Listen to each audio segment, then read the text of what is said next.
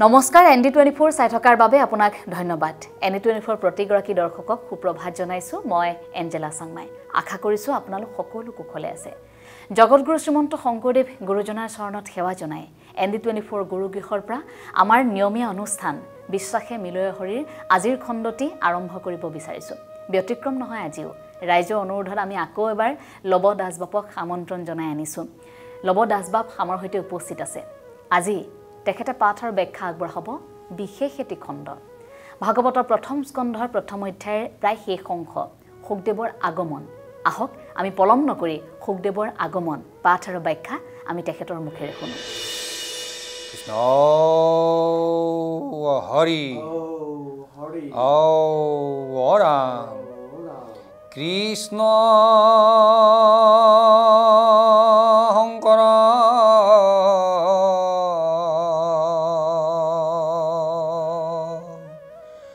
গুৰু হৰি ৰাম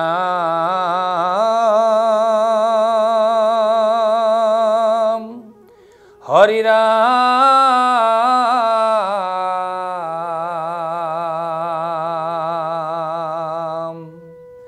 রাম হরি রাম রাম রাম ওম নমো ভগবতে বাসুদেবায় শ্রীমদ্ ভাগবতয় নম ত্রিভুবন বন্দন দৈবকী নন্দন যো হরি মারুল কঙ্খ জগজন তারণ দেব নারায়ণ শঙ্কর তাকিরি অঙ্ক শংকৰ তাকিৰি অংশ শ্ৰীমন্ত শংকৰ হৰি ভকতৰ জানা যেন কল্পতৰু তাহান্ত বিনাই নাই নাই না আমাৰ পৰম গুৰু কৃষ্ণ হৰি ও ৰাম কৃষ্ণ সেৱাৰস্থলীৰ বাপ বান্ধৱ আইমাতৃ সমস্ত ND24 এই টিভি চেনেলত অবিৰতভাৱে বৈকুণ্ঠৰ কল্পতৰুৰ ভাগৱত শাস্ত্ৰ এই চেনেলৰ গুৰুগৃহৰ পৰা প্ৰচাৰিত হৈ আছে আজি প্ৰথম স্কন্ধৰ শেষ অংশলৈ আমি আগবাঢ়িছো আজিৰ প্ৰথম স্কন্ধৰ আজিৰ পাঠৰ পৰা সামৰণি পৰিব আৰু এই বৈকুণ্ঠৰ কল্পতৰুৰ ভাগৱত শাস্ত্ৰ ভাগী যিভাৱে অবিৰতভাৱে প্ৰচাৰিত হৈছে আৰু ভৱিষ্যতলৈ এই সমস্ত দ্বাদশ স্কন্ধ ভাগৱত ভাগী সম্পূৰ্ণ যাতে হয় তাৰ বাবে প্ৰভু মন্ত্ৰচৰণত সেৱা জনাই আজিৰ পাঠ আমি আগবাঢ়িছো কৃষ্ণ হৰি ৰাম কৃষ্ণ সুখদেৱৰ আগমন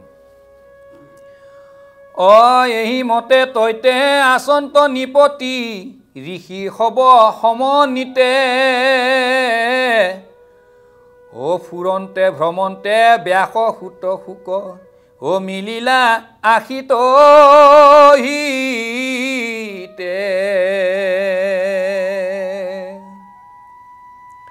যেতিয়া নেকি পৰীক্ষিতে তেওঁ অভিশাপত শাপিত হ'ল তেওঁ তেতিয়া মনতে নিজৰ পাপৰ নিজৰ ভুলৰ প্ৰায়শ্চিত্ত কৰিবৰ কাৰণে তেওঁৰ ৰাজ্য সমস্ত ঘৰৰ ভাৰ্যা পুত্ৰ তথা ৰাজ্যৰ সমস্ত প্ৰজাক এৰি ঘৰৰ পৰা জন্মেজয়ক ৰজা পাতি তেওঁ সেই ৰাজ্যৰ পৰা ওলাই আহিলে আৰু যেতিয়া ৰাজ্যৰ পৰা ওলাই আহিলে তেওঁ মনতে ভাবিলে যিহেতু ঋষি সমস্তই বেদপাৰ্গত বেদজ্ঞান সমস্ত তত্ত্ব জানে সমস্ত পৰম ব্ৰহ্মক জানে গতিকে সেয়েহে তেওঁ ভাবিলে যে ঋষি সমস্তৰ পৰা নিশ্চয় এটা উপদেশ ভাল উপদেশ পোৱা যাব আৰু যেতিয়া নেকি আমিও কোনো যদি ভুল কাম কৰিছো সেই ভুল কাম কৰাটো যদি আমি যদি প্ৰকাশ নকৰো নহয় তেতিয়াহলে ভুলৰ পৰা পৰিত্ৰাণ আমি কেতিয়াও নহওঁ গতিকে সেই যেটো ভুল হৈছে বুলি জানি তেওঁ অপৰাধ হৈছে তেওঁ পাপিত হৈছে সেইভাবে তেওঁ কৰিলে কি সেই ৰাজ্য এৰি আহি ঋষি সমস্তৰ কাষলৈ আহিলে যেতিয়া ঋষি সমস্তৰ কাষলৈ আহিলে তেতিয়া দেৱ ঋষি ৰাজ ঋষি মহিষী সমস্তবিলাকে দেখা পালে আৰু সেই অনুপাতে ৰজাক দেখা পায় সমস্ত ঋষিমুনিবিলাকে ক'লে মহাৰাজ আপুনি কিয় আহিলে আপুনি আহিব বুলি জানিলে আমি আগতে ধুনীয়াকৈ পৰিষ্কাৰ পৰিচ্ছন্নতা বা ঠাইবিলাক পৰিষ্কাৰ কৰি ৰাখিলোঁ হয় নহয় আৰু আপোনাক যদি ইমানেই দৰকাৰ হৈছে আপুনি আমাক ক'লে আমি আপোনাৰ গৃহতে গ'লোঁ হয় আপুনি ইমান কষ্টকৈ কিয় আহিছে আৰু অহাৰ কাৰণটো সুধিলে তেতিয়া সেই ঋষি সমস্তই তেওঁক যি ধৰণে সেৱা শুশ্ৰূষা কৰিব লাগে সেইমতে সেৱা শুশ্ৰূষা কৰিলে আৰু তেওঁ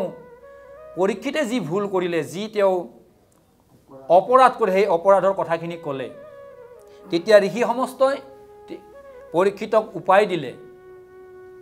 যাৰ জনমতি সেইমতে প্ৰকাশ কৰিলে আৰু ঋষিবিলাকৰ মাজৰে কোনো ঋষিয়ে ক'লে যে মহাৰাজ আপুনি কি কৰা যাওক পূজা কৰা যাওক পূজা কৰিলে হেনো আপুনি এই পাপৰ পৰা মুক্ত হ'ব পাৰিব তেতিয়া পৰীক্ষিতৰ প্ৰশ্ন এটাই আছিল পূজা কৰাত মোৰ কোনো আপত্তি নাই কোনো মোৰ অসুবিধা নাই মই পূজা কৰিম কিন্তু মই যি সাপত খাপিত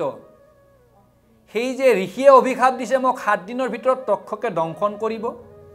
সেই দংশন কৰিব বুলি কোৱা সেই সাপডাল মই দেখা পামনে বা পাই সমস্ত মৃত্যুৰ আগমুহূৰ্তত যিয়ে যি দেখে যি ভাৱনালৈ এই দেহৰ পৰা আত্মা ওলাই যাব আৰু সেই সময়খিনিত চকুৰে যি দেখিব সেইমতেই দ্বিতীয় জন্ম পায় বুলি আমাক শাস্ত্ৰয়ো কয় গতিকে সেইহে তেওঁ ভাবিলে তেতিয়া যদি মই সাপডাল দেখা পাওঁ পূজা কৰিলেও যদি মই সাপডাল দেখা পাওঁ তেতিয়াহ'লে মোৰতো এই পূজাৰ কোনো কাম নাই তেতিয়া ঋষি সমস্তই ক'লে মহাৰাজ ঋষিৰ অভিশাপ কেতিয়াও খণ্ডন নহয় তেতিয়াহ'লে তেওঁ তেতিয়া ক'লে যে ঋষিবৰ এই পূজাত মোৰ তেতিয়াহ'লে আস্থা নহ'ব এই পূজাত মোৰ তাৰমানে কি যি নেকি মই পাপৰ পৰা মুক্ত হ'ম বুলি ভাবিছোঁ সেই তাৰ পাপৰ পৰা মুক্ত নিশ্চয় মই হ'ব নোৱাৰিম আৰু তেতিয়া তেওঁ আকৌ অকণমান আগুৱাই গ'ল আৰু গৈ দেখিলে ঠিক তেনেকৈ ঋষি সমস্তই যেনেকৈ এই ঋষিসকলে আগবাঢ়ি আহিছিল তেনেকৈ ঋষিসকল আগবাঢ়ি আহিছে তেখেত ৰজাক আগুৱাই আগ ধৰি লৈ গৈছে সেৱা সৎকাৰ কৰিছে চৰণ পখালি দিছে আসন দিছে পাৰি ধুনীয়াকৈ আৰু ঋষি সমস্তই সুধিলে আহাৰ কাৰণটো কি আৰু তেতিয়া ঋষিক ক'লে ঋষি সমস্তক ক'লে যে মোৰ অহাৰ কাৰণটো এইটোৱেই মই যি অভিশপ্ত হৈ আছোঁ মোক 7 দিনৰ ভিতৰত তক্ষকে দংশন কৰিব কৰি ইয়াৰ পৰিত্ৰাণ পাব পৰা অৱস্থা কি তেতিয়া সেই ঋষিসকলে ক'লে যে তেতিয়াহ'লে মহাৰাজ আপুনি এটা কাম কৰিব পাৰে আপুনি যজ্ঞ কৰক বুলি কোৱাৰ লগে লগে ঋষি সমস্তই যেতিয়া যজ্ঞ কৰক বুলি ক'লে তেতিয়া পৰীক্ষিতৰ ভাবিলে এটা যজ্ঞ কৰিব লাগিলে কমেও 12 বছৰ লাগে তে 12 বছৰ যদি এটা যজ্ঞ কৰোঁতে লাগে তেতিয়াহ'লে মই যজ্ঞ কেনেকৈ কৰিম 7 দিনৰ ভিতৰত তক্ষকে দংশন কৰিব তেতিয়া ঋষিবৰক ক'লে ঋষিবৰ এই যজ্ঞত মোৰ কোনো কাম নহ'ব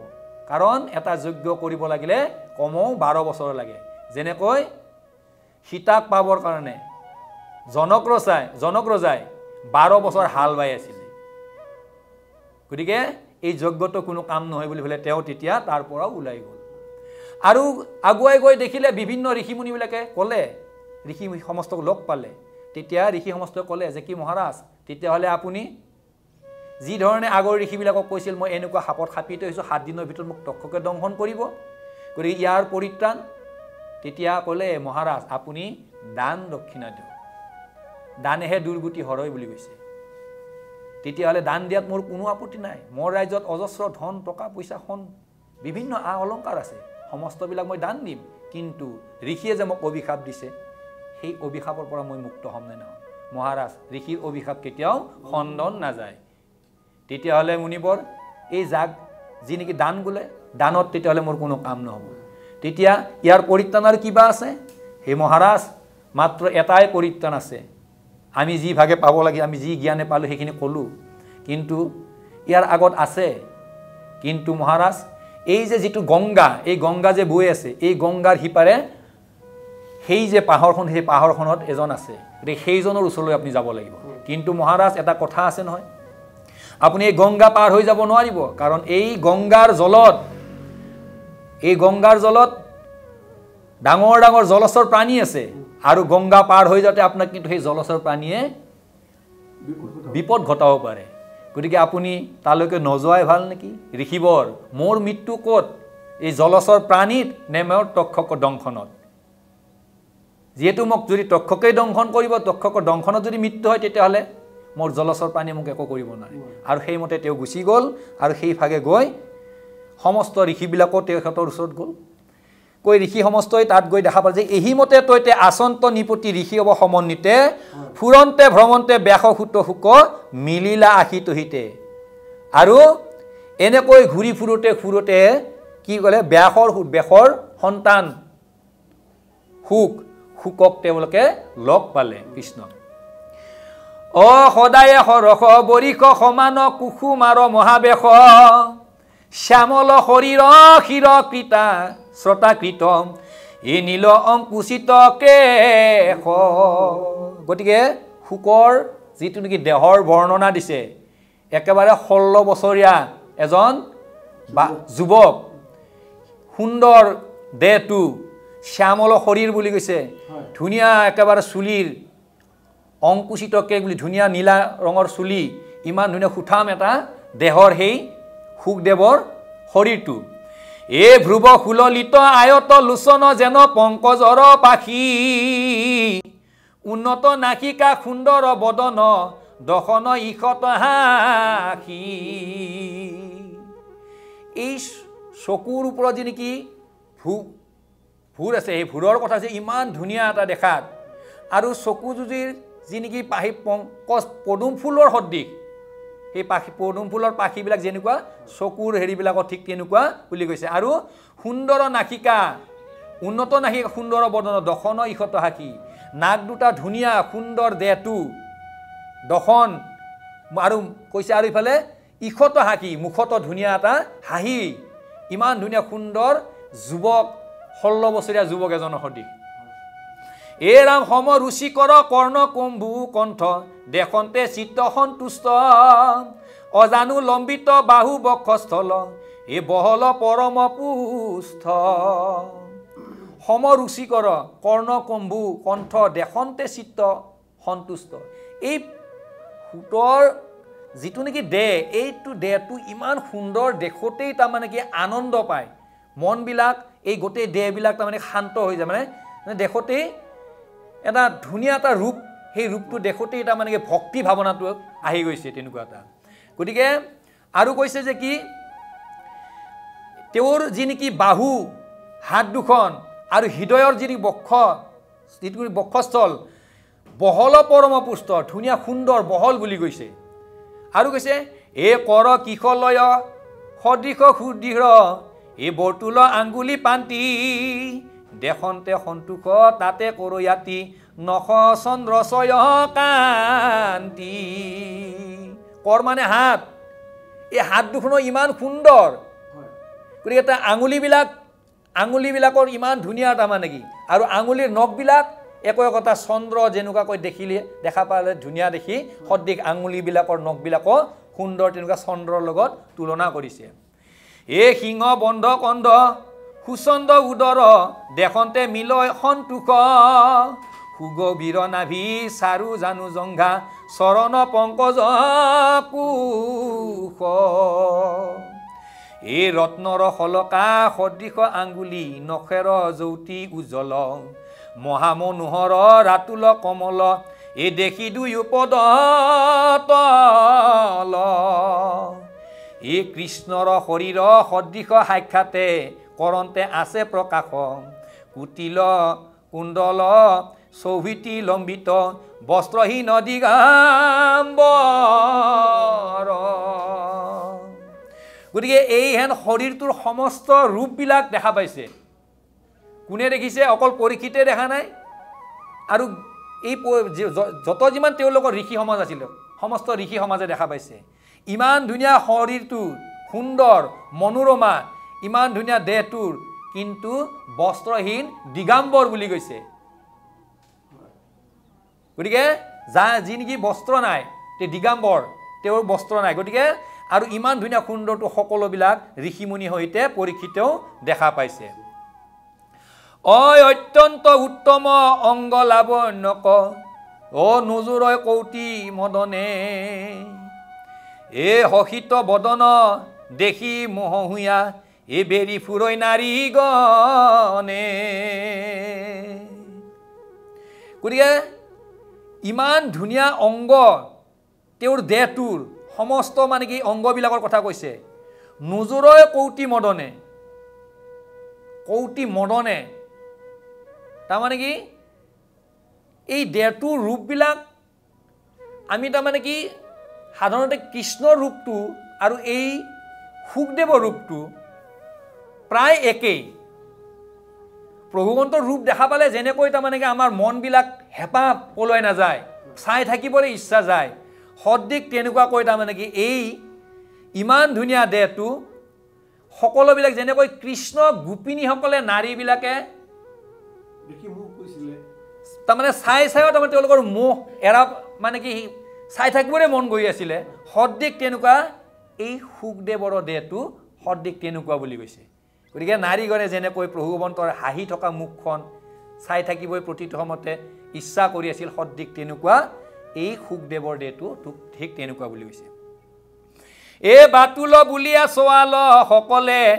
অ নচাৰৈ শুকৰ কোল অ মহামুনিগণে শুকক চিনিয়া এ কৰিলন্ত হৰিৰুল যিহেতু তেওঁ চুটি চাপৰ আছিল বুলি কৈছে অকণমান চুটি চাপৰ আছিল তেওঁ আৰু সেইকাৰণে বাকী কিছুমানে তেওঁক তাৰমানে শুকক তাৰমানে কি আহিছে কোনোবা এজন হয় আৰু যিয়ে নেকি জ্ঞান যাৰ নেকি জ্ঞান নাই জ্ঞানৰ প্ৰভাৱ পৰা নাই তেওঁলোকে তেনেকৈ ভাবিছিলে আৰু মুনিসকলে সুখদেৱ বুলি পেলাই তেওঁলোকে চিনি পাইছে এইজনেই তেওঁ যাৰ নাম উগ্ৰসভা গতিকে সেই ঋষি মুনিবিলাকে চিনি পাই হৰিৰ বোল বুলি কৈছে হৰিৰ বোল আহিছে বোল মানে কি ঈশ্বৰৰ নামেৰে তেওঁক তাৰমানে কি আদৰ সাদৰ কৰাৰ দৰে যেনেকৈ কৃষ্ণ হৰিৰাম শব্দটো কয় ঠিক তেনেকুৱাকৈ মুখত তাৰমানে কি হৰিৰ বোলবিলাক আহিছে শব্দবিলাক আহিছে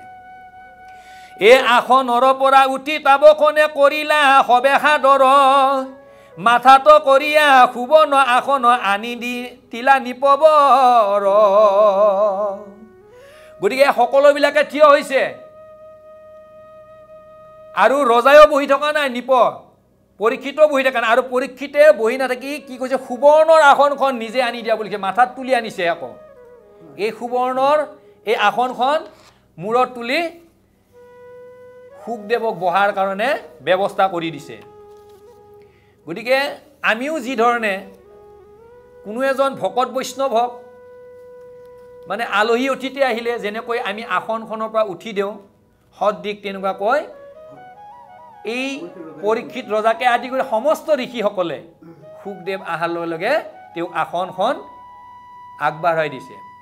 এ স্ত্ৰী শিশু সবে এৰি আন্তৰিল দেখি হেন অদ্ভুত কৃষ্ণ তেখে মনে বসিয়া আসনে মহামুনি ব্যাসসূত গতিকে সমস্ত স্ত্ৰী ঋষি সকলোবিলাক শিশুবিলাকৰ বুলি কৈছে এই অদ্ভুত কৃষ্ণৰ সদৃশ কৃষ্ণৰ যি নেকি ৰূপৰ দৰে ব্যাসক দেখা পায় যি আসন এৰি দিছিল আৰু সেই আসনখনত কৃষ্ণ তেখে মনে বহিলা আসনে মহামুনি ব্যাসসূতে আৰু কৃষ্ণৰ নাম স্মৰণ কৰি সেই আসনখনত তেওঁ আসনত বহিছিলে গতিকে সেই আসনখন কাৰ তেতিয়াহ'লে কৃষ্ণৰ আসন কৃষ্ণৰ আসনতে কৃষ্ণৰ আসনখন বুলি পেলাই মনত লৈছে তেওঁ মনত লৈ তেহেঁতে সেই আসনখনত বহিছে মহামুনি ব্যাসৰ নন্দন সুতে অ ৰাম সুবৰ্ণ ভৃংগাৰে পখা লীলা ভৰি পাদদক লৈলা মাথে গন্ধে পুষ্পে ধূপে দীপে উপহাৰে এ পুজিলা পৃথিৱী নাথে যিহেতু জম্বুদ্বীপৰ ৰজা সেইকাৰণে পৃথিৱীৰ নাথ গোটেই পৃথিৱীখনৰ আন এটা নাম তেতিয়া জম্বুদ্বীপ গোটেই সেই জম্বুদ্বীপৰ ৰজা আছিল ৰজা পৰীক্ষিত গতিকে সেই জম্বুদ্বীপৰ ৰজা নাথে কি কৰিছে ধুনীয়াকৈ তেওঁৰ চৰণ ধুৱাই দিছে ধূপ ধূনাৰে আদৰিছে চৰণ ধুৱাই ধুনীয়াকৈ তেওঁক আসনত বহুৱাই ধূপে ধুনাই সেৱা কৰি তেওঁ আসনত এই চৰণ দুখান যি ধুৱাই দিছিল সেই ধোৱা সময়খিনিতো একান্ত মনে একান্ত ভাৱে এটা ভাৱনা এটা লৈ তেওঁ কিন্তু চৰণ ধুৱাই দিছিলে গতিকে সেইকাৰণে আমাৰ সাধাৰণতে আমি নামবিলাকত গাওঁ নহয়, ভকত আহিলে আদৰি আনিবা, সাদৰি ধাৰিখন দিবা, পদূলিৰ মূৰতে চৰণ ধুৱাই দিব, সেয়ে হ'ব ভকতৰ সেৱা। সেইটো আমি কৰিব লাগিব। আমি নামত গালেই নহ'ব নহয়, যদি আমি নামত গাব লাগেহে গাইছোঁ, হয়নে নহয়? কিন্তু আমি সেই ভকত আহিলে আমি চৰণ ধুৱাই দিব পাৰিব লাগিব। আমাৰ ভাৱনাবিলাক আহিব লাগিব। আমাৰ সাধাৰণতে যদি এই ভাৱবিলাক যেতিয়া নাহিব, যদি আমি কোনোবা যদি, কিন্তু ভকত বুলি ক'লে যে অকল যে এই বগা ধুতি পাইজামা পিন্ধি আহিব, গলত গামোচা লৈ আহিব, সেইটো কিন্তু নহয়। কোনোবা এজন তাৰমানে কি তেওঁ নিজৰ পেটৰ তাৰণাত কিবা খুজিব, সেই সময়ত আহিব পাৰে। কোনোবা এজন বিশেষ ৰূপ লৈও আহিব পাৰে। যেনেকৈ সেইকাৰণে আমাক কৈছে যে কি দুপৰীয়াৰ অতিথি, দুপৰীয়া যদি সেই সময়ত আহিছে, অতিথিবিলাক সাক্ষাৎ দামোদৰ বুলি কৈছে। গতিকে সেই দামোদৰক আমি কি ভাৱনা ল'ব লাগিব? পৰম ব্ৰহ্ম ঈশ্বৰ কৃষ্ণৰ বুলি পেলাই তেওঁক চৰণ পাদি ধুৱাই দিব লাগিব। আগতে আমাৰ নিয়মবিলাক কি আছিল বাপ জানেই নহয়। যদি দুপৰীয়া যদি কোনোবা এজন তেনেকুৱা যদি খুজিব যোৱা আহিলে, তেতিয়াহ'লে সেই খুজিব অহাজনক কিন্তু চিধাই তেওঁক চাউল মুঠি দিয়া নাছিলে। যদি দুপৰীয়া যদি কোনোবাই অন্ন লৈ আছে, তেওঁলোকৰ ৰন্ধনশালৰ য'ত অন্ন গ্ৰহণ কৰে ভোজনালয়ত, যদি ভোজনালয়ত যদি অন্ন গ্ৰহণ কৰি থকাত যদি কোনোবা তেনেকুৱা অতিথি আনে, অতিথিজনক কিন্তু তেওঁলোকে পইচাও দিয়া নাছিলে। কাৰণ ভাৱনাটো কি আছিলে? সেই সময়ত যদি কিবা এবিধ দিন হয় লক্ষী যায় বুলি কৈছিলে। ভাৱনাবিলাক কোন ভাল আছিলে চাওক। কিন্তু আমি সেইটো কৰিব নালাগে। আমি কৰিব লাগে কি, সেই সময়ত অহা অতিথিজনক পাৰিলে আৰম্ভণিতে প্ৰথমতে পানী এগিলাচ দিয়ক, পানী গিলাচ দিয়ক, পাৰিলে চৰণ ধুৱাই দিব পাৰিলেতো ভালে কথা, কোনেনো চৰণ ধুৱাই দিব আজিৰ দিনত। কিন্তু আমি ভাবিব লাগিব, দিব লাগিব। যদি প্ৰকৃততে যে আমি কৃষ্ণ ভক্ত হয়, চৰণ ধুৱাই দিব নোৱাৰিলোঁ, পানীগিলাচ আমি দিবই লাগিব। তেওঁ কণ্ঠ শুকাই গৈছিল, অন্তত সেই পানী খাই পেলাই অন্তত তেওঁ এটা আনন্দ পাব, একো নাপালেও আনন্দখিনি পাব। আৰু আমাৰ সেইদিনীয়া গুচি গ'ল, সেই ভাৱনাবিলাক আমি ত্যাগ কৰিব লাগিব যে ৰন্ধনশালত অন্ন গ্ৰহণ কৰি আছে, ভোজনালয়ত অন্ন গ্ৰহণ কৰি আছে, আৰু কয় যে আমি চোৱা পাত পেলোৱা নাই, এতিয়াই দিব নোৱাৰোঁ, আপুনি আগৰ ফালৰ পৰা আহগৈ যাওক বুলি এনেকুৱাও কৈছিলে। কিন্তু এইবিলাক কিন্তু শুদ্ধ ধাৰণা নাছিলে, আমাৰ এটা ভ্ৰান্ত ধাৰণা আছিলে। কাৰণ সেইখিনি সময়ত যদি চাউল মুঠি দিয়ে, তেতিয়া বোলে কি লক্ষী যায় বুলি কৈছিলে। নহয় বাবা হেমচ, সেই সময়ত যদি দিব পাৰে তেতিয়া লক্ষী আহিবহে। আহিছে লক্ষী ঘৰত, আদৰি লওক। কোন কেনেকৈ কি ভেগ ধৰি আহে নাজানো নহয়। যেনেকৈ বামুণৰূপী ভগৱন্তই বলিৰ ওচৰত কি ধৰণে গৈছিলে? তিনি পদ বিচৰাৰ আগতে তেওঁৰ দেহটো কি আছিল? খোজোন এটা মানে কি সৰু ল'ৰা কিবা এবিধ খুজিব গৈছে। কিন্তু সেই যে তেওঁৰ লগত আছিলে ৰজাৰ লগত, যি নেকি শুক্ৰাচাৰ্য ৰজাৰ লগত আছিলে, কিন্তু ৰজাৰ লগত থকা শুক্ৰাচাৰ্য কিন্তু গুৰুই কিন্তু তেওঁক দান দিবৰ বাধা দিছিলে। বলিৰ হয় বাক্য লৰচৰ নকৰিলে, গতিকে লৰচৰ নকৰিলে। গতিকে বলিৰ কথা আমি ক'ব লাগিলে বহুত কথা আছে। আমি বলিৰ দৰে হ'ব নোৱাৰোঁ। বলি যদিও দৈত্য ৰজা আছিল, কিন্তু বলি দৈত্য ৰজা থাকিলে কিন্তু বলিয়ে এনেকুৱা এটা নিয়ম কৰিছিল, তেওঁৰ ৰাজ্যত নাম ল'বই লাগিব, ঈশ্বৰৰ নাম। সেইকাৰণে দৈত্যবিলাকে কি কৰিছিল গম পাইছেনে বাপাই? যে কি আমাৰ শত্ৰুৰ নাম ল'ব দিয়ে। ঈশ্বৰ কৃষ্ণ তেওঁলোকৰ শত্ৰু, কাৰণ দৈত্যবিলাকৰ শত্ৰু পৰম ব্ৰহ্ম ঈশ্বৰ। কিন্তু এই বলিয়ে যে নাম লয়, ঈশ্বৰৰ নাম লয়, আৰু তেওঁ প্ৰজাবিলাককো নাম ল'বৰ কাৰণে কৈছিলে। যেতিয়া প্ৰজাবিলাকক নাম ল'ব কৈছিল, তেওঁ প্ৰজাবিলাকে যেতিয়া নাম নলয় নহয়, সেই প্ৰজাবিলাকৰ কাণ কাটিছিলে, চকু ওলাই দিছিলে, হাত ভৰি ভাঙি দিছিলে। কিয়? নাম ল'ব দিছিলে। কাৰ নাম? ঈশ্বৰৰ নাম ল'ব দিছিলে। তেতিয়াহ'লে চাওক, সেই প্ৰভু গমন্তই। গতিকে আমিও সেই ঠিক সদৃশ, যেনেকৈ এতিয়া পৰীক্ষিতে তেওঁৰ গৃহত, তেওঁৰ যি ঠাইত আছে, তেওঁৰ গোটেইটো গৃহই, গোটেই পৃথিৱীখন যদি তেওঁৰ গৃহই হয়, তেওঁ মুখ্য ৰাজ অট্টালিকা বা যি সিংহাসন থকা তেওঁ ৰাজ অট্টালিকাত নাথাকিব পাৰে, কিন্তু গোটেইটো পৃথিৱীখন তেওঁৰে অধীন। গতিকে তেওঁৰ অধীন, তেওঁৰ ঠাইত যেতিয়া নেকি এই শুকদেৱ আহিলে, তেতিয়া শুকদেৱক তেনেকুৱাকৈ ধুনীয়াকৈ আদৰ সাদৰ কৰি আসন পাতি চৰণ ধুৱাই ধূপ ধূনাৰে সেৱা শুশ্ৰূষা কৰি তেওঁক বহিব দিছিলে কৃষ্ণ। এ চৰণত ধৰি বুলিলন্ত তুতি মিনতি অনেক ভাৱে, পৰম সাদৰে আপোনাক নিপে এ অৰ্পিলা মুনিৰ পাৱে। আৰু সেই পৰীক্ষিতে তেওঁৰ চৰণত ধৰিছে, শুকদেৱৰ চৰণ ধৰি তুতি কৰিছে আৰু ক'ব ধৰিছে মিনতি কৰি অনেক মানে ভাৱনাৰে কাকুতিৰ ভাৱনাৰে তেওঁ কাকুতি মিনতি কৰি ক'ব ধৰিছে পৰম সাদৰে নিজক আপোনাকো নিপে নিজে ৰজাই কি কৰিছে অৰ্পণ কৰিছে মুনিৰ পাৱত চৰণ এজন ৰজা কিন্তু সেই ৰজা হয় ৰজাই কি কৰিছে চৰণত ধৰিছে চৰণ ধৰি তেওঁ ক'ব ধৰিছে তেওঁৰ কথাবিলাক টুটি নাটি কৰি ক'ব ধৰিছে গতিকে আমাৰ বিলাকে এনেকুৱা কৰিব জানো গতিকে আমি কৰিব পৰা হ'ব লাগিব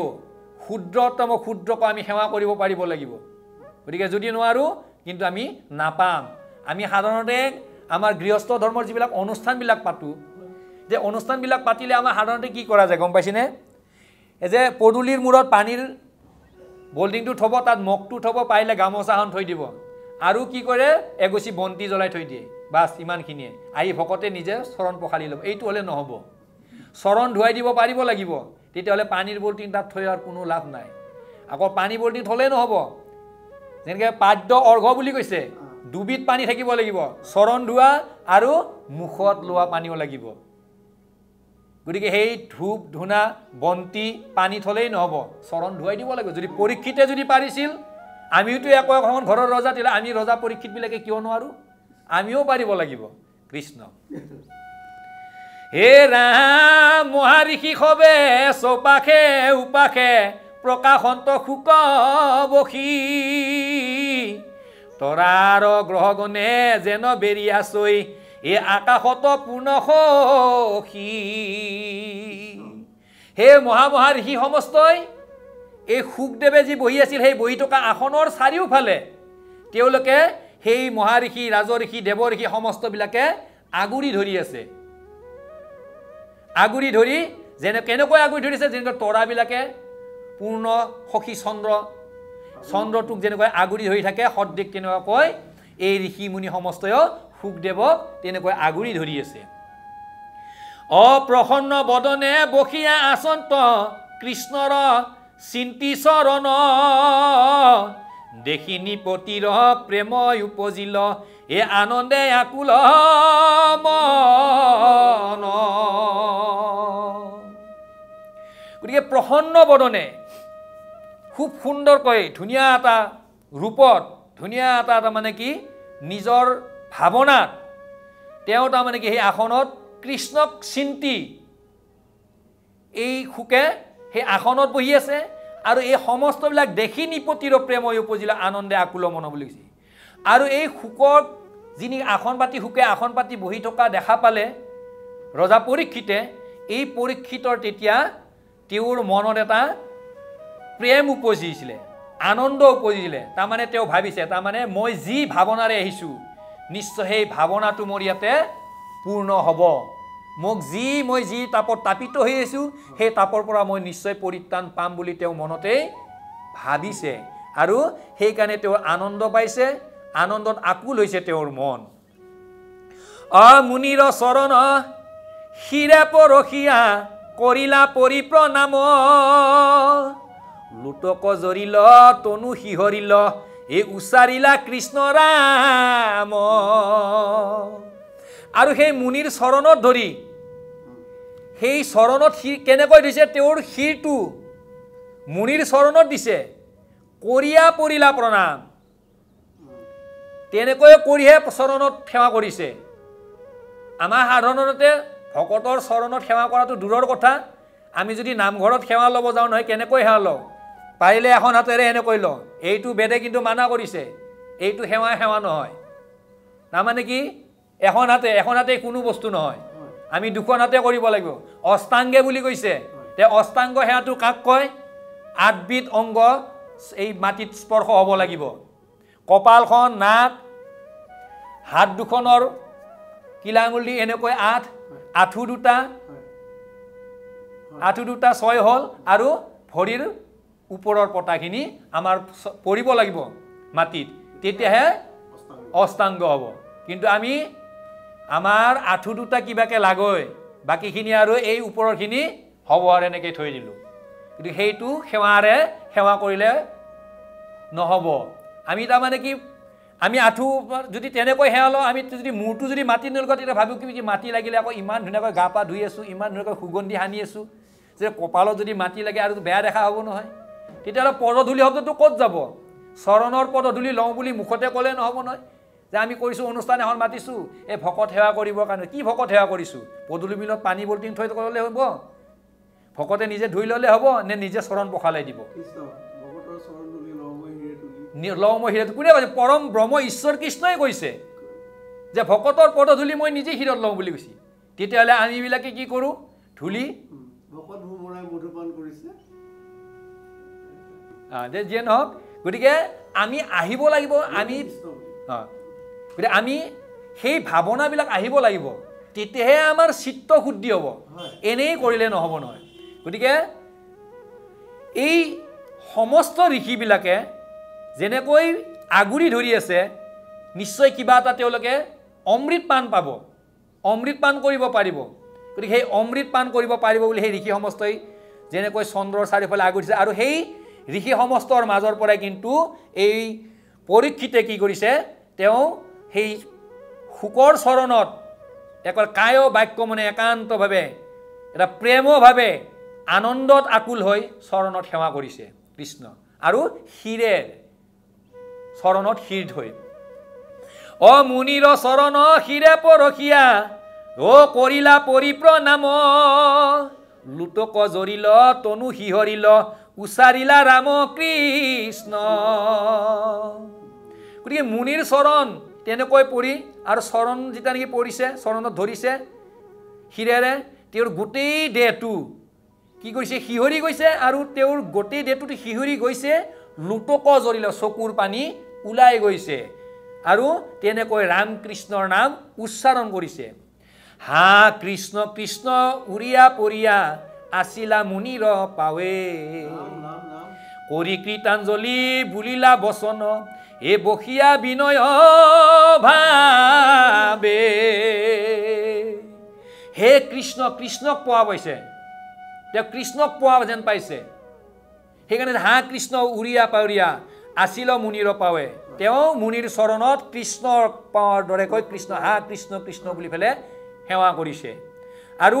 কৰি কৃতাঞ্জলি বুলিলা বচন বসিয়া বিনয় ভাবে আৰু তেওঁ কৃতাঞ্জলিকে দুনায়াকৈ হাত জোৰ কৰিছে কৃতাঞ্জলি কৰিছে কৈছে বিনয় ভাবে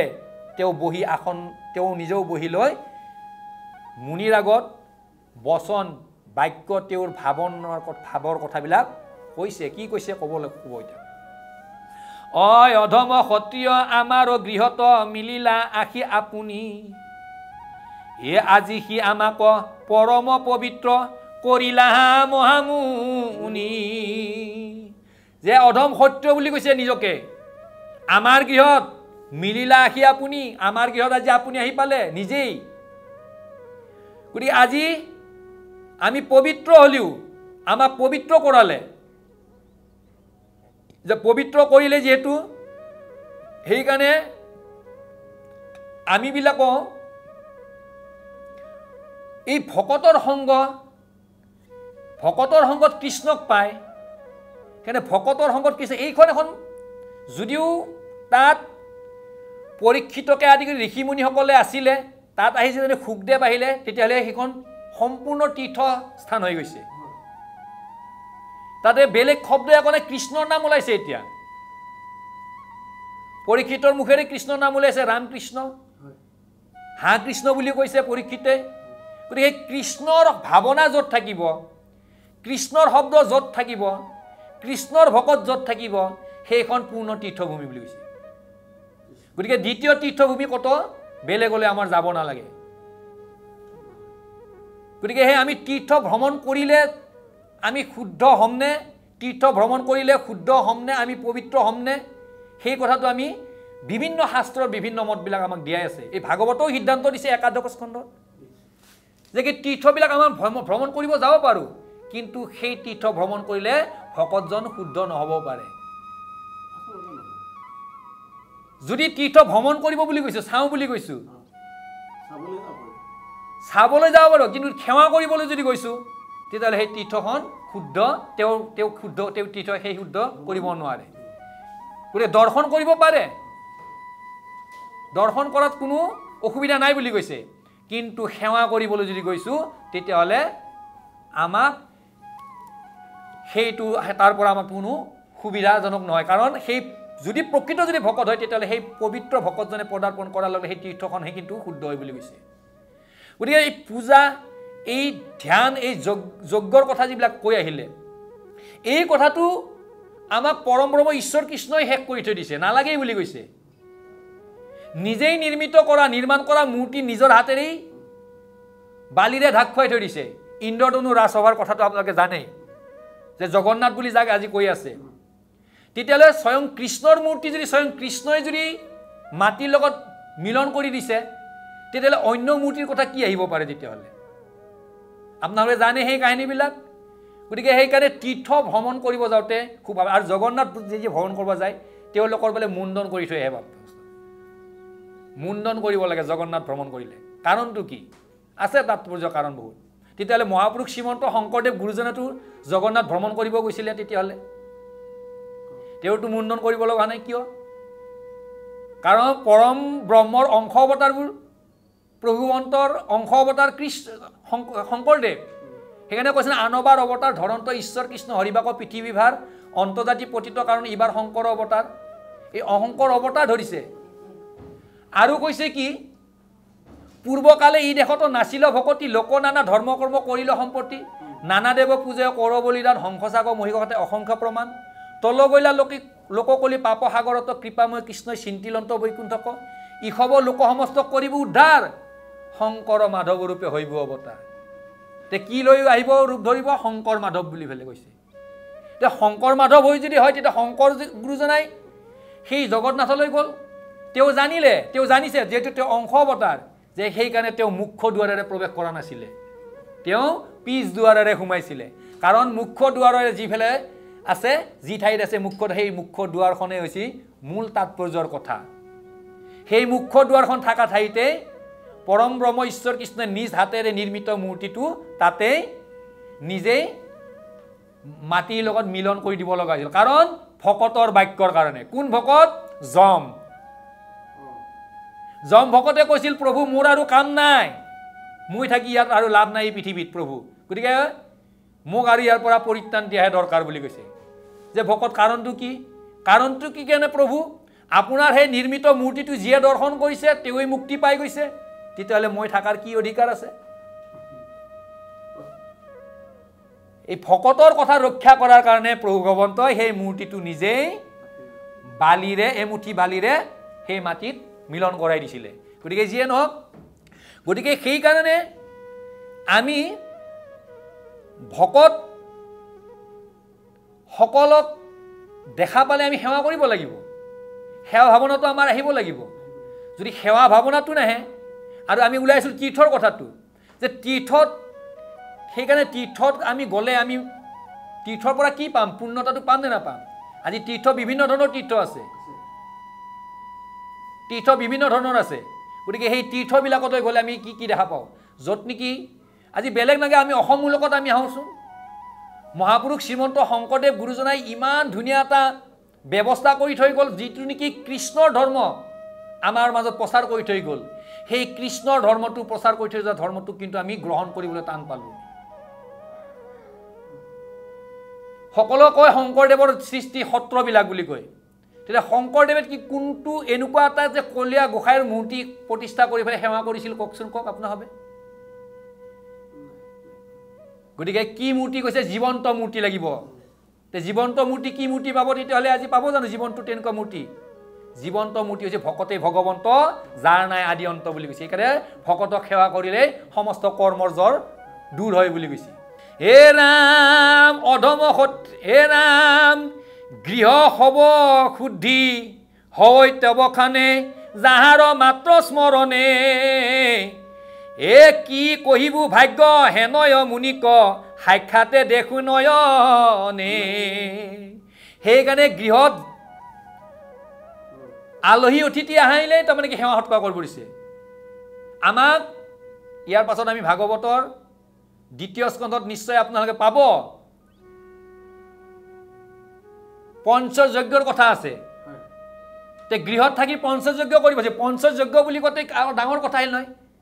এটা যজ্ঞ কৰোঁতে যদি 12 বছৰ লাগে দিনটোত আমি 5টা যজ্ঞ কেনেকৈ কৰিম এতিয়া বাপ দে এই গৃহত হব শুদ্ধি হবই তাব কোনে যাহাৰ মাত্ৰ স্মৰণে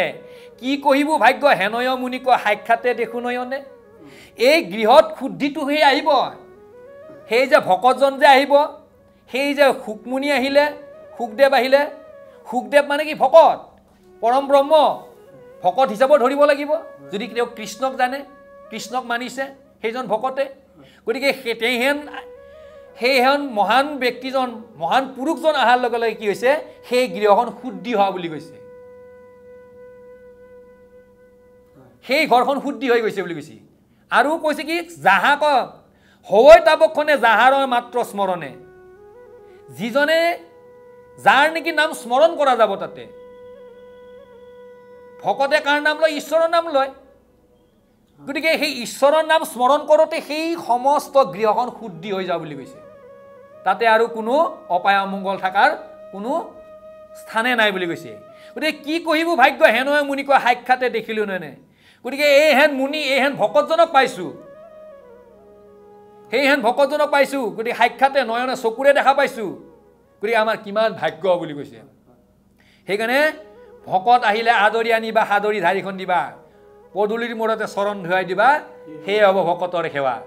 গতিকে সেই ভকত সেৱা আমি কৰিব লাগিব তোমাৰ চৰণ পৰখে আজি কি জীৱন জনম সামফল নিশ্চয় জানিলো আজি ভৈল দূৰ মোৰ যতয় মংগল গতিকে এইহেন তোমাৰ চৰণ পৰখে আজি তোমাৰ চৰণখন পদাৰ্পণ হোৱাৰ লগে ইয়াত পৰখ পৰাৰ লগে লগে আমাৰ জীৱন সফল হৈ গ'ল বুলি কৈছে আমাৰ জীৱন সফল হৈ গ'ল নিশ্চয় জানিছো এতিয়া মোৰ যি নেকি অমংগল আছিল সেই অমংগল নিশ্চয় আজিৰ পৰা দূৰ হ'ব আজি দূৰ হ'ব মোৰ কাৰণ শুকদেৱে ভাগৱত পাঠ কৰিব ভাগৱতৰ কথা ক'ব তে শুকদেৱে ভাগৱতৰ সময় কিমান লৈছিল গম পাইছেনে বাপা হেমস্ত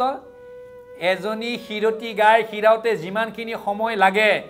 সিমানখিনি সময়হে শুকদেৱে ভাগৱত পাঠ শেষ কৰিব সিমানখিনি সময়ৰ ভিতৰত তেতিয়াহ'লে চাওক কিমান আচৰিত কথা এগৰাকী হিৰতি গাই হিৰতে কিমান সময় লাগে ভাবি চাওকচোন তেতিয়াহ'লে সেই হিৰতি গাই হিৰাওতে যিমান সময় লাগে সিমানখিনি সময়হে ভাগৱত পাঠ ভাগৱতৰ ব্যৱস্থাখিনি কয় বুলি কৈছে শুকদেৱে গতিকে যিয়ে নহওক সেই সময়ৰ সেইদিনৰ সময়ৰ কথা আছে হয়নে কৃষ্ণ এ যাহাৰ সমীপ চাপিলা মাত্ৰকে পাপ হ'ব হৰৈ অস্ত এ কাপি পলাই যেন এ বিষ্ণু দৰ্শনে এ অসুৰ সেনা সমস্ত যাৰ সমীপ চাপিল মাত্ৰকে পাপ হ'ব হৈ দূৰে যিজনে যাৰ যিজনে কাষ চাপিলে সেই সমস্ত পাপবিলাক অস্ত হৈ যায় শেষ হৈ যায় বুলি কৈছে পাতক শুকান বন হৰিণ নাম সূতাখন সনেকতে দহে কৰ চন্ন হেন নাম প্ৰচাৰিলা পাতকিক নিস্তাৰিলা পৰম কৃপালু নাৰায়ণে বুলি কৈছে গতিকে যিজন ওচৰত গ'লে সমস্ত পাপবিলাক দূৰ হৈ যায় আৰু কেনেকৈ দূৰ যায় কাম্পি পলাই যেন কপি পলাই বুলি কৈছে বিষ্ণুৰ দৰ্শন বিষ্ণুক দেখাৰ লগে লগে সেই পাপবিলাকে সেই অসুৰ সেনা সমস্ত বুলি কৈছে আকৌ অসুৰ বুলিও কৈছে তাৰমানে অসুৰে কৃষ্ণক চাব নোৱাৰে অসুৰে বিষ্ণু ভগৱন্তক নাজানে মাহাত্য বুজি নাপায় সেইকাৰণে কৈছে যে কি অসুৰেহে নলয় কৃষ্ণৰ নাম আমি যদি কৃষ্ণৰ নাম নলওঁ তেতিয়া আমি কোন হ'ম তেতিয়াহ'লে আমি অসুৰ ধুন তেতিয়াহ'লে তেনে কৃষ্ণৰ নাম ল'ব লাগিব ভগৱন্তৰ নাম ল'ব লাগিব গতিকে যাৰ নাম শুনি যাক দৰ্শন কৰি দৰ্শন পোৱাৰ লগে লগে সমস্ত অপায় অমংগল অসুৰ সমস্ত দূৰ হৈ যায় বুলি কৈছে তাৰ পৰা পলাই পত্তন দিয়ে বুলি কৈছে পাঞ্চ পাণ্ডৱৰ পৰম সুহৃদ মোৰ নিজ দেৱ ইষ্ট ভকত বৎসল কৃষ্ণেকে তোমাক পাইলাহা জানিলো নিষ্ট গতিকে পঞ্চ পাণ্ডৱৰ পৰম সুহৃদ কোন পৰমহিত পৰম ব্ৰহ্ম ঈশ্বৰ কৃষ্ণ ইষ্টদেৱ বুলি কৈছে ভজনীয় দেৱ পঞ্চ পাণ্ডৱৰ গতিকে ভকত বৎসল কৃষ্ণকে তোমাক পাইলা জানিলো নিশ্চ তে তুমি ভকতৰ বৎসল আৰু কৃষ্ণই তোমাক নিশ্চয় পাইছে আৰু পঠাইছে বুলি কৃষ্ণই নিশ্চয় তোমাক পঠাইছে সেই কথাটো নিশ্চিত সহকাৰে মই জানিলো তাৰমানে তেওঁ দৃঢ়তাৰে ললে আৰু তেওঁ কেনেকৈ নাম কৰিছিল আৰম্ভণিতে তেওঁ স্মৰণ কৰিছে ঈশ্বৰ তেওঁৰ চৰণত ঈশ্বৰৰ নাম লোৱা মানে কি সমস্ত অৰ্পণ কৰি দিছে কায় বাক্য মন চিত্ত সমস্ত অৰ্পণ কৰি দিছে কাৰ ওচৰত সুখদেৱৰ চৰণত সুখদেৱ কোন পৰম ভকত কাৰ লগত ভকত কোন হয় যিয়ে ঈশ্বৰক জানে ঈশ্বৰ কোন হয় যি ভকতৰ লগত থাকে কৃষ্ণ তে ভকতৰ লগত কোন থাকে ঈশ্বৰ থাকে গতিকে সেই হেন ভকতক চৰণত ধৰি সেৱা কৰোঁতে সমস্ত তেওঁৰ তাৰমানে কি জানিছে কথাবিলাক কৃষ্ণ এ ভিতৰ সন্ততি মূৰে মুক মূৰ এ বুলি ত্ৰিজগতপতি এ তোমাক দেখাই দিবন্ত জানিলো এ অধমক মূৰ গতি ভিতৰ সন্ততি মূৰে মুক মূৰ বুলি ত্ৰিজগতৰ প্ৰতি এই ত্ৰিজগতৰ প্ৰতি প্ৰভুৱন্তই ভিতৰ সন্ততি বা সন্তান বুলি বা ভিতৰ দাসৰ সন্তান বুলি পেলাই নিশ্চয় মোক গ্ৰহণ কৰিব কাৰণ তোমাক দেখাই তোমাক দেখি পেলাই দিবন্ত জানিলো মই জানিলো অধম মুকৰ গতি গতিকে এই অধমক মোক যে গতি দিব সেই কথাটো মই জানিলো মই বুজিলো ও দেৱৰ দুৰ্লভ তজুদ ৰখন অন্তকালে পাইলো আমি আন হেতু নাই কৃষ্ণৰ এখে কৃপা এ কিনো ভিত প্ৰিয় স্বামী গতিকে দেৱৰ দুৰ্লভ তোমাৰ চৰণ দুখন পাব পৰাটো দেৱৰ দুৰ্লভ বুলি কৈছে কৃষ্ণৰ চৰণ পাব পৰাটো বেলেগে কথা কিন্তু সুখদেৱৰ চৰণ দুখন পাও কিন্তু খুব কঠিন বুলি কৈছিলে কিন্তু তথাপি কি কৈছে মই হেন অন্তকালে শেষ সময়খিনিত মই তোমাৰ চৰণ দুখন দেখা পালো গতিকে আনো হেতু নাই আন বেলেগ একো নাই কৃষ্ণৰ এই কৃপা নিশ্চয় এইটো কৃষ্ণই মোক কৃপা কৰিছে আৰু কিনো ভিত্ত প্ৰিয় স্বামী বুলি কৈছে গতিকে কিনো ভিত্তৰ দাস একেবাৰে শেষজনৰ তুমি কেনেকুৱা স্বামী বুলি কৈছে তোমাৰ কৃপাতে মই আজি কি কৰিলো এই পৰম ভকত সুখদেৱৰ চৰণ সেৱা কৰিব পাৰিলো গতিকে এটা প্ৰকাৰে চাৱা যাক তে বংশটো কাৰ তেওঁলোকৰেতো হয়নে নহয় যদি আমি সুভদ্ৰাৰ পৰা গুৰি লৈ আহি চাওঁ তেতিয়াহ'লে পৰীক্ষিত কাৰ বংশৰ কৃষ্ণৰ বংশৰে তে কৃষ্ণৰ বংশতে এনেকুৱা কিয় হ'ব পালে আমাক বুজোৱাৰ কাৰণে এইখিনি আনি দিলে পৰম ব্ৰহ্মই যে কি পৰীক্ষিতৰ কাহিনীৰে আমি বুজি পাব লাগিব আমি যে এখন ঘৰৰ ৰজা হৈ আছো আমি যে দৰ্প মত্ত অহংকাৰত মই মত্তত যে মজি আছো সেই সমস্তবিলাকৰ পৰা আমি পৰিত্ৰাণ কৰি যে আমি নিজৰ ঘৰখন যে ভক্তি ভাৱনাৰ দ্বাৰা যে আমি চলাই নিব লাগিব সেই পন্থাটো দিয়াৰ কাৰণে আমাক তাৰমানে এইখিনি আগত আগবঢ়াই দিছে গতিকে আমাৰ কৰ্ম কি আমাৰ ধৰ্ম কি সেই কথাটো আমি জানিব লাগিব গতিকে আমাৰ কৰ্ম যদি কৰ্ম সঠিক নহয় তেতিয়াহ'লে আমি সেইটো কৰ্ম নহ'ব শুদ্ধ পন্থাটো নহ'ব সেইকাৰণে গীতাত এষাৰ কথা কৈছে বিধৰ্ম বিপকৰ্ম কৰিয়া জগততে ফুৰে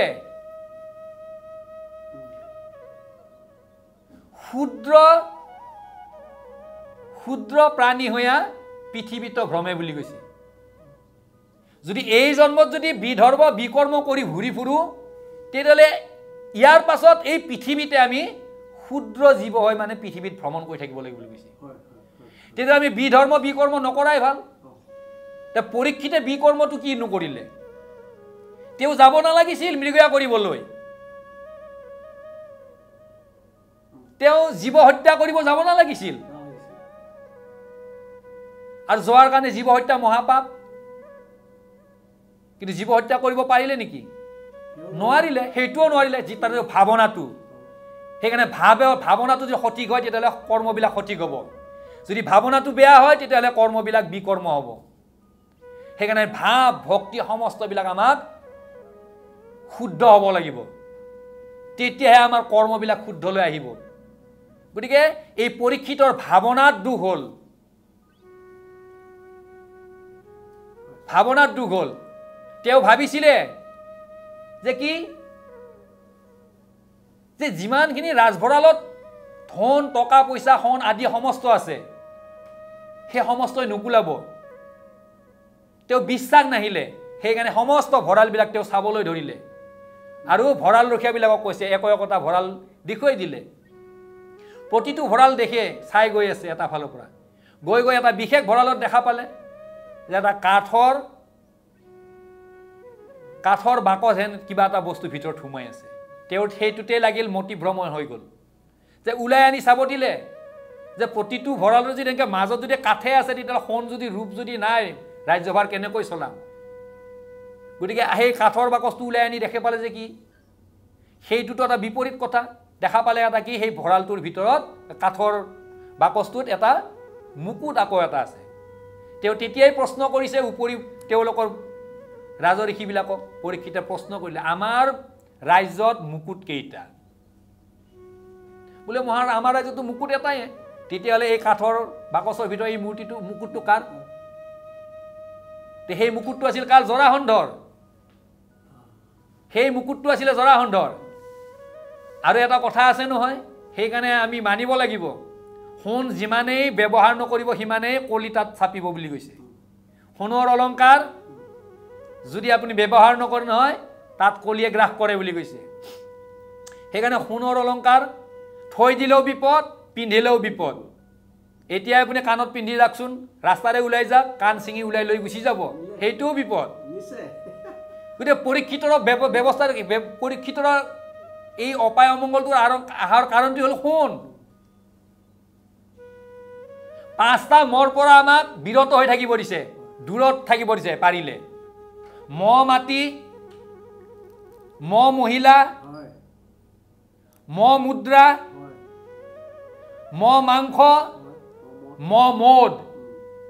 এই পঞ্চমৰ পৰা যে নেকি সাৱধান হৈ থাকিব তেওঁক কলিয়ে কেতিয়াও গ্ৰাস নকৰিব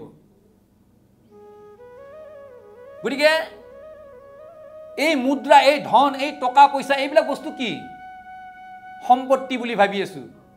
ধন বুলি ভাবি আছো কিন্তু ধন বুলি ভাবিলে যিটো ধন আমি ৰাখিব লাগে সেই ধনটো কিন্তু ৰাখা নাই কি ধন নাম ধন গতিকে পৰীক্ষিতও কৰিলে কি যেতিয়া নেকি সেই সোণৰ মুকুটটো দেখা পালে সেইটো সোণৰ মুকুট আৰু তেওঁ নিজে পিন্ধি থকা সোণৰ মুকুটটোৰ কিন্তু সোণৰ অলংকাৰ পাৰ্থক্য থাকিলে আৰু তেতিয়াই তেওঁ কি কৰিলে সেই সোণৰ মুকুটটো নিজৰ মুকুটটো থৈ সেই জৰাসন্ধৰ মুকুটটো যেতিয়াই পিন্ধিলে তেতিয়াই তেওঁৰ দেহ সমস্ত কম্পমানিত হৈ গ'ল আৰু লগে লগে কৰিলে কি সমস্ত পালি পহৰা ক'লে কি যে কি ৰথ সাজু কৰা ঘোঁৰা সাজু কৰা মই বনলৈ মৃগয়া কৰিব যাওঁ তথাপিও বাধা দিছিলে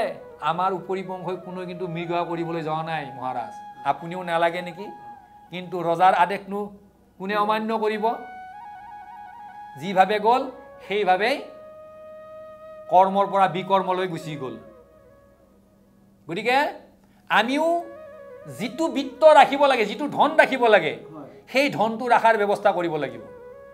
সেইকাৰণে কৈছে নাম ধন দিয়া মোক কিনাব নমালি দাস পাই নল কমন ঠাকুৰালি নিজ দাস কৰি হৰি মোকে কিনা আন ধন নালাগে নাম ধনে বিনা কিন্তু আমাক আন ধন নালাগে নাম ধনটো হ'লেই হ'ব তে নাম ধন হ'লে আমি ঘৰ সংসাৰ তৰাই নিব পাৰিম নে কিন্তু যিমানখিনি দৰকাৰ সিমানখিনি সেইকাৰণে সাৱধান বুলি কৈছে না পঞ্চমৰ পৰা সমস্ত লাগিব মাটি লাগিব বাৰী লাগিব গোটেই লাগিব টকা পইচা মহিলা গোটেইবিলাককে লাগিব কিন্তু শব্দটো কিন্তু তাত ৰাখি থৈ দিছে যিখিনি দৰকাৰ সিমানখিনি লৈহে থাকক বুলি কৈছে গতিকে অজস্ৰ ভাৱনাৰ কাৰণে পৰীক্ষিতৰ তাৰমানে কি এই বিভ্ৰান্তিত পৰি তেওঁ তাৰমানে কি বনলৈ যাব লগা হ'ল কি মৃগয়া কৰিবলৈ কৃষ্ণ গতিকে যিয়ে নহওক গতিকে দেৱৰ দুৰ্লভ তোমাৰ হেন দেৱৰ দুৰ্লভ তজু দৰ্শন অন্তকে পাইলো আমি গতিকে তুমি হেন মহাভকতক মই অন্ত শেষ কালত পালো আহি যিটো সময় নেকি মৃত্যুই মোক মাত্ৰ 7 দিন সময় দিছে মৃত্যুৰ কাৰণে সেই শেষ সময়খিনিত মই তোমাক পালো আৰু হেতু নাই বেলেগ নিশ্চয় একো নাই কৃষ্ণৰ কৃপা হৈছে বুলি বলে তেওঁ ভাবিছে আৰু সেইকাৰণে মোৰ হেন ভিত্তক কৃষ্ণই কৃপা কৰিছে বুলি কৈছে অ তোমাৰ চৰণে মৰণ সময়ে পুছু প্ৰভু সাম্প্ৰত অপ্ৰিয়মান নৰে অম্ৰিয়মান নৰে সদায় কি কৰ্ম কৰিবে ইটো লোকত। গতিকে তোমাৰ এই চৰণ হয় মৰণৰ সময়ত মই পুছো বুলি কৈছে, মই সুধিব প্ৰভুৰ সাম্প্ৰত দে প্ৰভুৰ বিষয়ে, প্ৰভুৰ লীলা,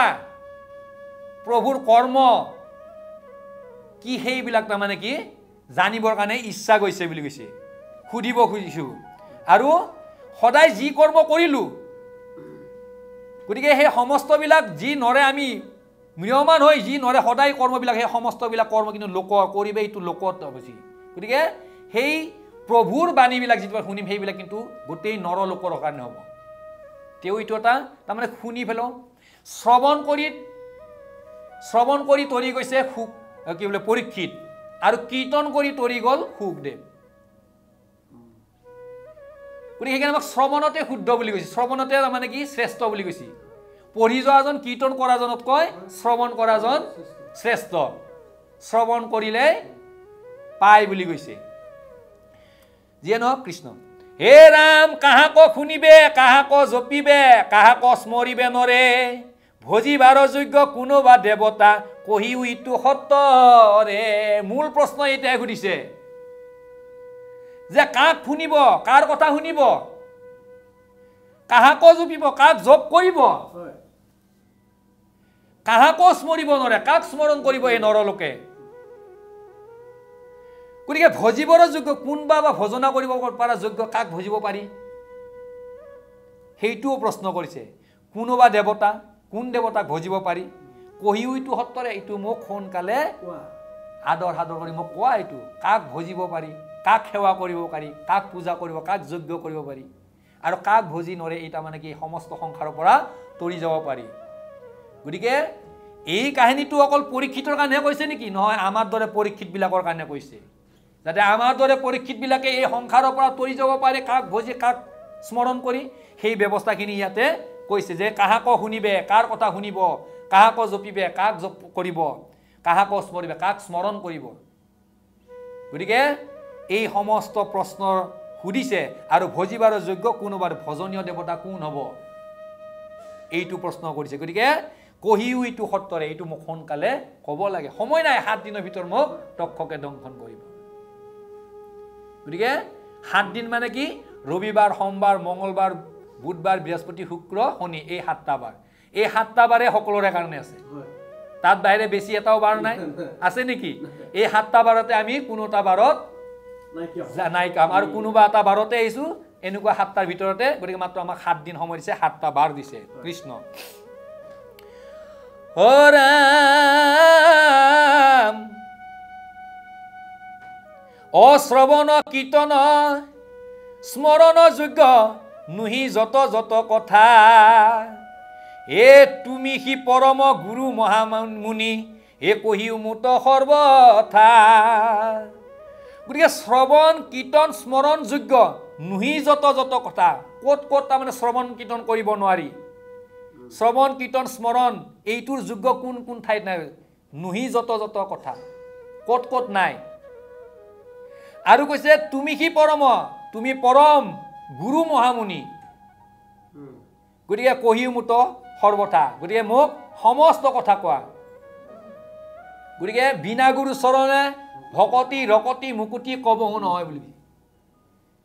গতিকে গুৰু লাগিব, গুৰু বুজিবই লাগিব। গতিকে গুৰু আমাৰ 3 প্ৰকাৰৰ, আদি গুৰু পিতৃ মাতৃ, দীক্ষা গুৰু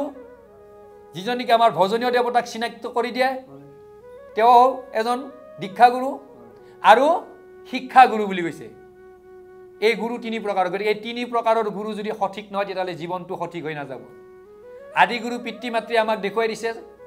জন্ম পোৱাৰ পৰা ভাল বেয়া সমস্ত কথাবিলাক কৈছে। আৰু এজন ভজনীয় গুৰুৰ পৰা আমি পৰম ব্ৰহ্ম ঈশ্বৰ কৃষ্ণক চিনিব পাৰিম, কোনজন ভজনীয় দেৱতা, কোনজন কাক ভজিব লাগে কাক ভজিব নালাগে সেই কথা আমি বুজি পাম। আৰু শিক্ষা গুৰুই কি দিব? আমাক শিক্ষা দিব, জ্ঞান দিব, জ্ঞানবিলাক আমাক জনাব। গতিকে যদি ভজনীয় গুৰুজন যদি ঠিক নহয় তেতিয়াহ'লে আমি সৎ ভগৱন্তক আমি চিনি নাপাম। যিজন নেকি সৎ, যাক নেকি আমি ভগৱান বুলি মানো। তে আমাৰ মনত বিভিন্নজন ভগৱান মানিব পাৰে, কিন্তু প্ৰকৃততে ভগৱান কোনজন, প্ৰকৃততে কোনজন শ্ৰেষ্ঠ দেৱ, যি নেকি কৈছে দেৱৰ দেৱ পৰম ব্ৰহ্ম ঈশ্বৰ কৃষ্ণ, সেইজনক চিনাক্ত কৰি দিব পাৰে, সেইজন সৎগুৰু হ'ব। আমাৰ পৰম গুৰু যি শ্ৰীমন্ত শংকৰদেৱ গুৰুজনাই ঈশ্বৰক চিনাক্ত কৰি দিলে, গতিকে সেইজনে আমাৰ সেইকাৰণে পৰম গুৰু। গতিকে সেই পৰম গুৰু যদি নাথাকে তেতিয়াহ'লে আমি ঈশ্বৰক চিনি নাপাম। গতিকে গুৰু বহুত ওলাল, পৃথিৱীত গুৰু বহুত ওলাল। সেইকাৰণে যে শংকৰে যদি শাস্ত্ৰৰ তত্ত্বক ভেদি প্ৰচাৰিলা কৃষ্ণৰ ভকতি, তাংক এৰি কি কাৰণে আনক বোলে গুৰু কিনুলোক মহামূঢ়মতি। নাজানে শাস্ত্ৰ নয় যেহি আহে তাক কৈ চেদিবাক নপাৰে সংশয়, গুৰু বোলে তথাপিতো লোকৰ মাজে ফুৰয় মান্য হতকাৰ খুজি লয়। গতিকে শংকৰদেৱে সংশয়বিলাক আমাৰ ভেদ কৰাই দিছে, নোহোৱা কৰি দিছে আৰু চিনাক্ত কৰি দিছে, কিন্তু এইজনে পৰম ভজনীয় দেৱ বুলি ক'লে পৰম ব্ৰহ্ম ঈশ্বৰ কৃষ্ণ। গতিকে কৃষ্ণই একদেৱ দুখহাৰী বুলি কৈছে, দুখৰ পৰা হৰণ কৰি নিব সেইজনে কৃষ্ণ। মহাপুৰুষ মাধৱদেৱেও লিখি দিলে। আৰু বিভিন্ন গুৰু ওলাল যি নেকি শাস্ত্ৰৰ শুদ্ধ পথটো বুজি নাপায়। এতিয়াও এই ভাগৱত শাস্ত্ৰ বিভিন্নজন শাস্ত্ৰ পণ্ডিতে চাইছে, পঢ়িছে, কিন্তু মূল তত্ত্বটো শেষত কি থৈছেনে? হৰিৰ চৰণে গতি, হৰিৰ চৰণে গতি। কিন্তু কোন হৰিৰ কথা কৈছে তেওঁলোকে কিন্তু এতিয়াও বুজিব টান পাইছে। এই শাস্ত্ৰত ইমান ধুনীয়াকৈ কৈছে যে কৃষ্ণ বাহিৰে আন কোনো নাই, কৃষ্ণকে ভজিব লাগিব, তাত বাহিৰে আন কোনো দেৱ নাই বুলি কৈছে। কিন্তু এতিয়াও আমি সেই কৃষ্ণদেৱক ভজো জানো? তেওঁ গৰু চাৰিছিল, তাকনো কি ভজিম? হয়নে নহয়? যেনেকৈ ব্ৰহ্মাই এদিন কৈছিল গোৱালৰ ল'ৰা বুলি পেলাই, আনকি ভীষ্ময়েও কৈছিল গোৱালৰ ল'ৰা বুলি পেলাই। তেতিয়াহ'লে পাছত কি হ'ল? ঘূৰি কিন্তু সেই কৃষ্ণৰ চৰণতেই শৰণাপন্ন হ'ব লগা হ'ল। গতিকে যদি শেষ সন্ধ্যা যদি কৃষ্ণৰ নাম লৈয়ে যদি আমি তৰি যাব লগা হ'ল, তেতিয়াহ'লে এই কৃষ্ণৰ নাম আমি ল'বলৈ কিয় টান পাওঁ? কৃষ্ণ, আমি সেইকাৰণে কৃষ্ণৰ নাম ল'ব লাগিব। কৃষ্ণ হে ৰাম জগত পবিত্ৰ কৰিয়া ভ্ৰমীয়া মুনি তুমি নিৰন্তৰে, হে ধেনু দহনৰ কাল মাত্ৰ তুমি থাকা গৃহস্থৰ ঘৰে, পৰম দুৰ্লভ তোমাৰ আলাপ পাইবু কত মহাভাগ্যে, এই বুলি ৰাজা প্ৰেম হল কত ভৈলন্ত শুকৰয়াগে। গতিকে সময়ৰ প্ৰতি লক্ষ্য ৰাখি আমি ভাগৱত সামৰণি মাৰিব লাগিব। গতিকে আমি ধন্যবাদ জনাইছোঁ ND24 এই টিভি চেনেলক। ইমান ধুনীয়া এটা সুন্দৰ অনুষ্ঠান, বিশ্বাসে মিলয় হৰি, বিশ্বাস ৰাখক নিশ্চয় হৰিক পাব। গতিকে এই বিশ্বাসে মিলয় হৰি আপোনালোকে প্ৰতিনিধি আমি চোৱাৰ ব্যৱস্থা কৰক, চাওক ধুনীয়াকৈ, আৰু কাণেৰে শুনিলেও তৰি যাব পাৰি, সেইকাৰণে শুনি যোৱাৰ ব্যৱস্থাখিনি কৰি দিছে। সেইকাৰণে আমি এই ND24ৰ সমূহ কৰ্মকৰ্তা, বিশেষকৈ এঞ্জেলা চাংমা আইগৰাকীক আমি ধন্য জনাইছোঁ। আৰু ধন্য জনাইছোঁ আমি এই ND24ৰ গুৰুগৃহ, এই গুৰুগৃহৰ যি আসনখনৰ তথা বন্তি প্ৰজ্বলন কৰি প্ৰতিনিধি সেৱা কৰি আছে, প্ৰতিনিধি শ্ৰদ্ধা সহকাৰে এই অনুষ্ঠানটি চলাই গৈ আছে অমৰ চাংমা বাপগৰাকীক। কাৰণ এইকাৰণেই এই টিভি চেনেলটো এটি ব্যতিক্ৰম। এনেকুৱা এটা টিভি চেনেল নাই, দ্বিতীয় এটা নাই যে পৰম ব্ৰহ্মক স্থাপিত কৰি, গুৰু আসনত স্থাপিত কৰি, পুৱা গধূলি বন্তি প্ৰজ্বলিত কৰি সমূহ কৰ্মকৰ্তাই এবাৰ মূৰ দুৱাই সমস্ত কৰ্ম কৰিব আগবাঢ়ি গৈছে। গতিকে ধন্য মানিছোঁ আৰু আমিও কৃতাৰ্থ হৈছোঁ আপোনালোকে অকণমানৰ কাৰণে আমাক এই সুবিধাখন ভাগৱত পঢ়িবৰ কাৰণে দিয়াৰ কাৰণে। কৃষ্ণ ধন্যবাদ। কৃষ্ণকে পৰলোক বিত্ত, কৃষ্ণকে সুহৃদ হিত, জানি তান নচাৰিবা নাম, যত দেখি কিছু নহে কৃষ্ণৰ কিংকৰে কহে, নিৰন্তৰে বোলা ৰাম ৰাম। প্ৰথম স্কন্ধ ভাগৱত ইমানতে সামৰণি পৰিল। কৃষ্ণ হৰি ৰাম,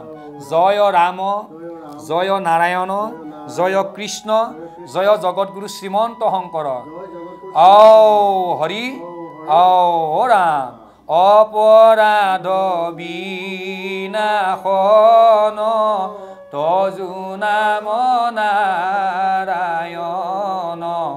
জানি নামে পখিলো শৰণে, আন গতি নাহিকে মৰণে,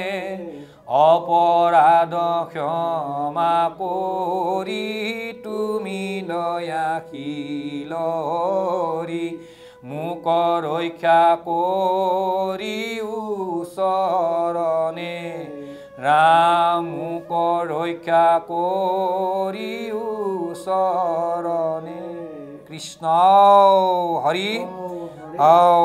ৰাম শ্ৰীমন্ত শংকৰ হৰি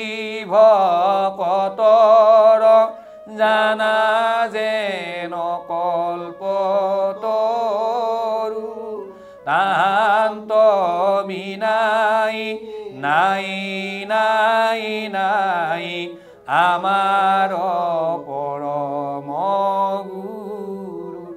তাহান্ত বিনাই নাই নাই নাই আমাৰ পৰম গুৰু কৃষ্ণ হৰি ৰাম কৃষ্ণ গুৰুদেৱ নাম কৃষ্ণ খুব সুন্দৰকৈ তেখেতে পাঠ আৰু ব্যাখ্যা আগবঢ়ালে কণ্ঠ খুব সুন্দৰ কোলা কণ্ঠৰ ইতিমধ্যে সামাজিক মাধ্যমত যেতিয়া আমি খণ্ডসমূহ আগবঢ়াই দিছোঁ তাতো বিভিন্নগৰাকীয়ে মন্তব্য প্ৰকাশ কৰিছে খুব সুন্দৰকৈ পাঠ আৰু ব্যাখ্যা আগবঢ়োৱাৰ বাবে আমি লব দাসবাবুলৈ কৃতজ্ঞতাৰ সেৱা জনাইছোঁ অনুষ্ঠানটিত ইমান সুন্দৰ সঁহাৰি দিয়াৰ বাবে আমি ND24 প্ৰতিগৰাকীলৈ কৃতজ্ঞতা জ্ঞাপন কৰিছোঁ সময় কমি আহিছে আজি অনুষ্ঠানটিৰ পৰা বিদায় ল'ব লাগিব কাইলৈ একে সময়তে 6:30 বজাৰ পৰা আমি বিশ্বাসে মিলয় হৰি আৰম্ভ কৰিম গতিকে কাইলৈ আকৌ আপোনালোক সকলোকে লগ পোৱাৰ প্ৰতিশ্ৰুতিৰে আজিৰ অনুষ্ঠানটিৰ পৰা বিদায় লৈছোঁ ভালে থাকক সকলো কৃষ্ণ